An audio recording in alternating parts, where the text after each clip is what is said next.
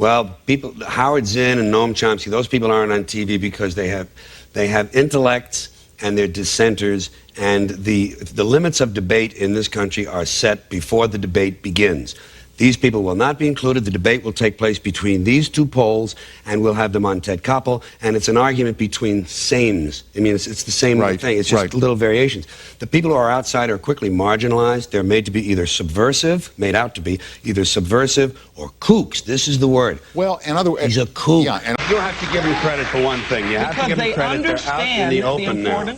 They're out in the open now. They're not even trying to conceal it anymore. The owners of the country they got their election. They said, we're going to get this election. We put you people in that court for a reason. All right, now's back the time to pay earth us. for you now. Yeah, forget all that stupid, will you? They're out in the open. They're openly driving the bus, and we're all in the back. There is no national conspiracy to buy elections and control America.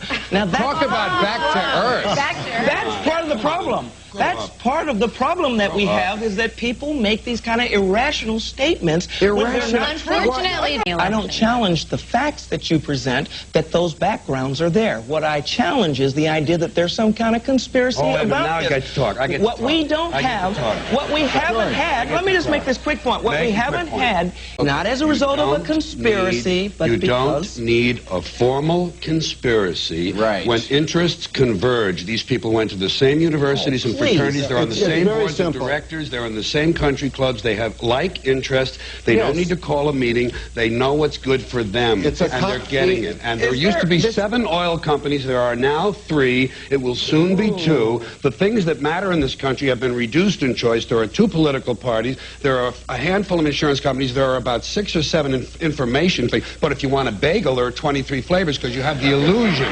You have the illusion of choice. Right. You don't get the real important choice. There's no freedom of choice. Having the oil companies and the corporations and the boards of directors tell us what we can do. You are not required to buy an SUV. Business should run things. You are not required to run your electricity. You're not required. There are a number of things that you have control over. How can you run a home without electricity? What's that? How can you run your home without electricity? I figured out when I got my bill back in February that was 3 times the size. I went to the master block and knocked off a number of those items because I didn't want to have to pay the electricity. I don't like orthodoxy of the left any more than I like orthodoxy of the right. The right-wing Christians are trying to control your behavior. They're trying to control the behavior of other people. The left-wing academics are trying to control the language and behavior of people. I don't like anyone trying to control and dictate to me from an orthodox standpoint. So you'll always have censorship. You'll always have attempts at silencing or altering the way other people speak and think. That's the important thing. See, if you can change people's language, you can change the way they think, because you think in words. So that's the dangerous part. After they clean up the obscenities and the profanity, then the next thing they'll want to clean up is these dangerous political thoughts. These people who have these dangerous thoughts. It's just it's an attempt to control others, and we have to be alert. That's all. Tell the truth. Don't be bullshitting people. Like I say, there's enough bullshit as it is. There's enough bullshit as it is. In fact, there's just enough. Did you know that? There's just enough bullshit to hold things together in this country. Bullshit is the glue that binds us as a nation.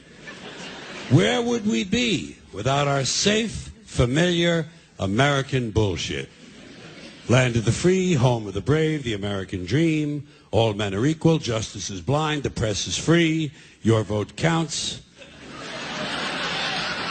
Business is honest, the good guys win, the police are on your side, God is watching you, your standard of living will never decline, and everything is going to be just fine.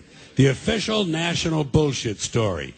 I call it the American okey doke. That's what they do with that kind of stuff. They put it in the heads of kids. They pound it in there because they know kids are too young to be able to mount a sophisticated argument against these kind of ideas. And so kids, and up to a certain age, by the way, kids are going to believe everything a grown-up tells them, everything. So kids never learn to question things. Nobody questions things in this country anymore. Nobody questions things. Why? People are too fat and happy. People are way too fucking prosperous for their own good. Everyone's got a cell phone that'll make pancakes and rub their balls now, you know? So nobody wants to rock the boat.